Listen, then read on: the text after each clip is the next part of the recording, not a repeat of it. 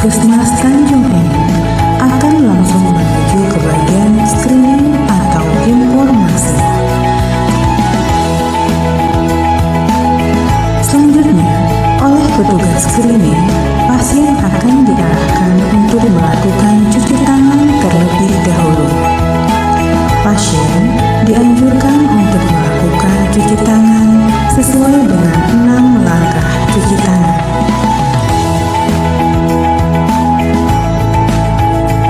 Selanjutnya, setelah mencuci tangan, pasien baru akan dilakukan screening yang diawali dengan petugas akan meminta kartu berobat dan kartu BPJS pasien jika pasien adalah pasien BPJS Kesehatan. Sedangkan jika pasien adalah pasien umum, cukup menunjukkan kartu berobat saja.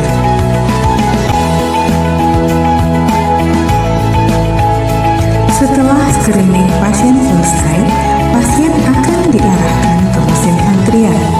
Setelah mengambil nomor antrian, pasien akan menunggu pemanggilan.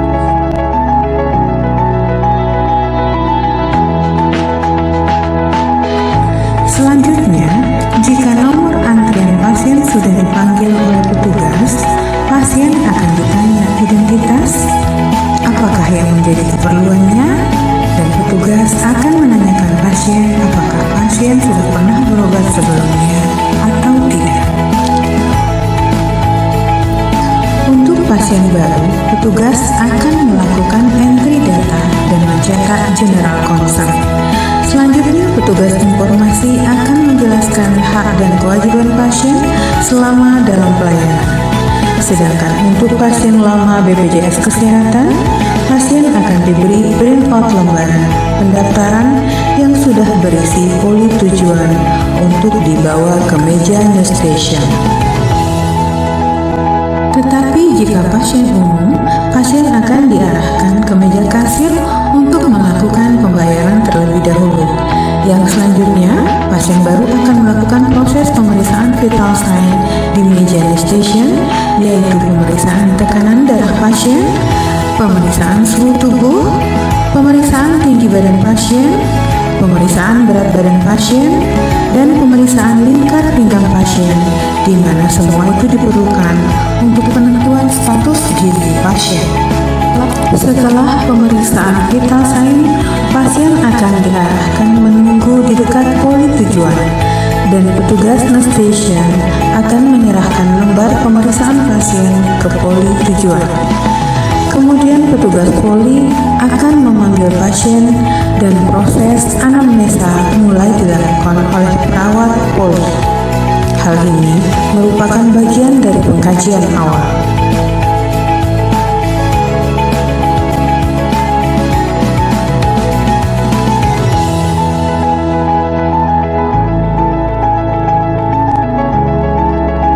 Selanjutnya, dokter akan melakukan anamnesa lanjutan sesuai dengan keluhan pasien.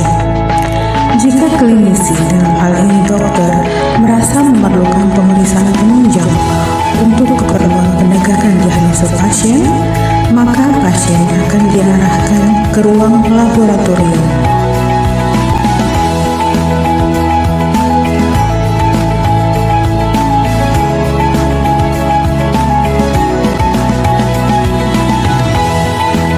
Jika pasien sudah berada di ruang laboratorium, maka petugas laboratorium akan melihat kartu BPJS pasien dan mengecek apakah pasien sudah terdaftar di laboratorium dari poli yang mengirim sebelumnya. Jika data pasien ada, pasien akan dilakukan pemeriksaan, dan setelah pemeriksaan selesai, pasien akan diarahkan kembali ke poli tujuan.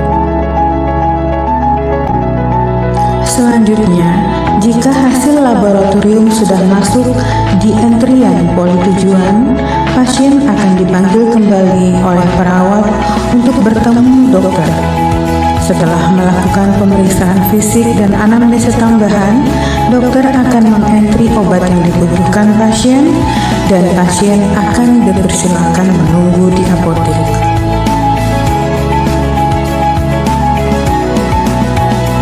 Jika nama pasien sudah ada dalam daftar apotik, maka petugas apotik akan memanggil pasien dan akan menyerahkan obat yang dibutuhkan pasien.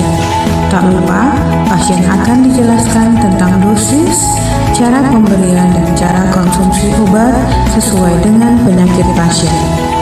Setelah itu, pasien diizinkan pulang.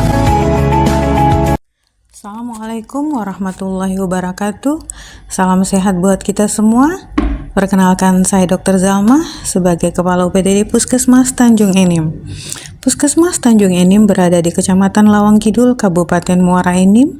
Wilayah kerja Puskesmas Tanjung Enim terdiri dari 4 desa dan 3 kelurahan dengan luas wilayah 287,26 km persegi dan berdasarkan data per tahun 2023, jumlah penduduk Kecamatan Lawang Kidul sebanyak 75.618 jiwa dengan tingkat kepadatan penduduk 263,2 jiwa per kilometer persegi. Puskesmas Tanjung Enim adalah merupakan salah satu instansi yang ditetapkan sebagai zona integritas oleh Inspektorat Kabupaten Muara Enim.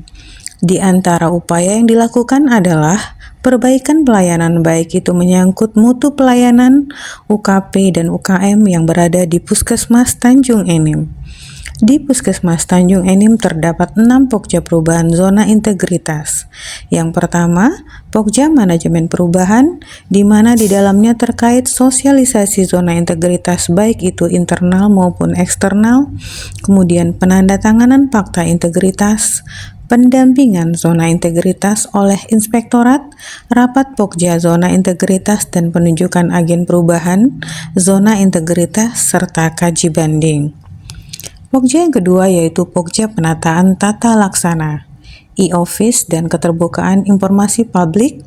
Dengan ini, maka terwujudlah aplikasi Piker, EPPGBM, SIS-DMK, aplikasi Aspak, aplikasi Siha, aplikasi Krisna, aplikasi Shopee, Kesan, aplikasi Asik dan Simat Neo, serta aplikasi-aplikasi yang lain. Kemudian selanjutnya terkait dengan standar operasional prosedur atau SOP, maka kita buatlah visi misi, tata laksana, dan kita juga menerapkan budaya malu. Selanjutnya, untuk penilaian kinerja pegawai yaitu dengan adanya fingerprint dan e-presensi untuk merekap kehadiran staf Puskesmas Tanjung Enim. Pokja selanjutnya yaitu Pokja Sistem Manajemen, di mana di Pokja ini terkait perencanaan kebutuhan SIS-DMK. SIS-DMK ini adalah gambaran untuk sebaran kepegawaian di Puskesmas Tanjung Enim, di mana ada gambaran kebutuhan pegawai untuk pelaksanaan kerjaan dan tugas sehari-hari. Selanjutnya, masih di Pokja ini yaitu terkait adanya mutasi internal yang dikukuhkan dengan adanya SPT atau Surat Perintah Tugas. Kemudian terkait peningkatan kompetensi petugas, maka kita akan membuat usulan-usulan pelatihan-pelatihan yang dibutuhkan bagi pegawai. Selanjutnya, di Pokja ini juga terkait dengan pelaksanaan laporan kinerja, kode etik pegawai, dan tata tertib SK.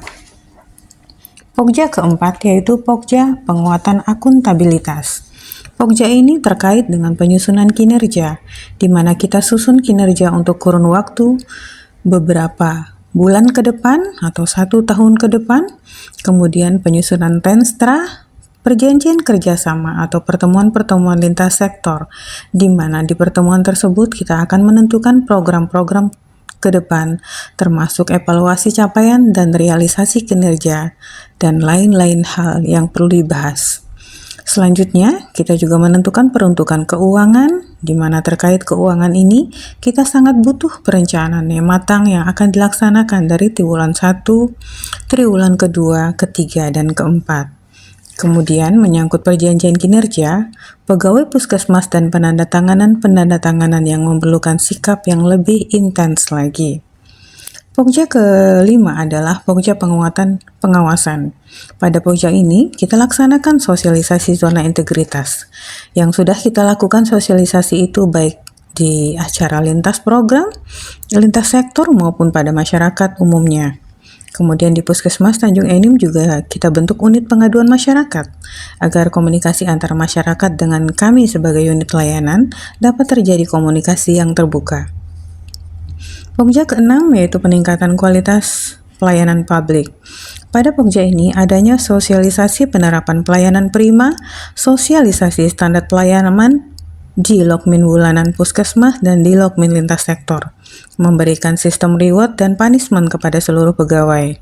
Selanjutnya, terdapat juga survei indeks korupsi dan survei kepuasan kepada masyarakat, dan terdapat juga beberapa inovasi pelayanan. Di Puskesmas Tanjung Enim terdapat beberapa inovasi, di antaranya inovasi kader cerdas Desa Darmo, di mana inovasi ini untuk menurunkan angka kematian ibu dan bayi. Inovasi Trias Jupe, pengawas Jumat minum FV, di mana siswa putri ditugaskan untuk mengawasi putri-putri yang lain dalam minum tablet tambah darah atau FV agar tidak terjadi anemia. Inovasi berikutnya adalah inovasi beras malaria terkait dengan berantas malaria di Desa Darmo. Ada juga inovasi Jaga Teman Ginting terkait pengawasan dan kontrol TB pada anak stunting. Dan ada inovasi Gita Rima, yakni terkait gizi ibu hamil dan balita prima. Serta inovasi Anting Permata Nusantara terkait aksi penanganan stunting sampai dengan tahap rujukan yang bekerja sama dengan PT Pama Persada Nusantara. Dan masih banyak lagi inovasi-inovasi lainnya yang sudah dilakukan Puskesmas Tanjung Enim, di mana beberapa inovasi tersebut juga meraih penghargaan tingkat provinsi dan tingkat nasional. Misalnya inovasi Gita Rima adalah peraih penghargaan Piala Adinkes Nasional di Jakarta tahun 2023, inovasi beras malaria dan Jaga Teman Ginting peraih juara 1 dan 2 Piala KIPP tingkat provinsi, dan terakhir Anting Permata Nusantara terpilih mewakili kabupaten dan provinsi ke tingkat nasional dalam penghargaan Nakes dan kategori inovasi tahun 2024. Demikian saya sampaikan, kami ucapkan terima kasih kepada semua pihak yang telah memberikan dukungan, saran, bimbingan kepada kami Puskesmas Tanjung Enim dalam rangka menuju Puskesmas wilayah bebas korupsi dan wilayah birokrasi bersih melayani. Harapan kami ke depannya semoga Puskesmas Tanjung Enim lebih baik di tahun-tahun yang akan datang. Salam sehat dan berkah selalu buat kita semua. Assalamualaikum warahmatullahi wabarakatuh.